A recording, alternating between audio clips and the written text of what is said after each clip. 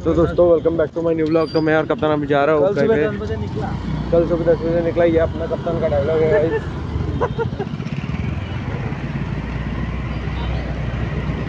लाल गणेश।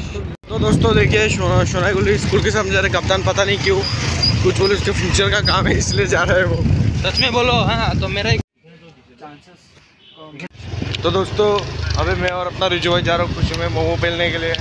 अभी मैं आज पार्टी जा रहा हूँ रिजू को, क्योंकि रिजू का बहुत अच्छा खुशखबरी आने वाला है कुछ दिन के बाद। और कुछ नहीं, वो हम बाद में बताएंगे। डायरेक्ट खुशी में जाके वीडियो बनाते हैं, बेटर है। तो यहाँ पे सुबह चुका है। यहाँ देखिए रिजू भाई पूरा पेल रहा है चिकन मोमो, और देखिए चिकन रोल पेल रहा है।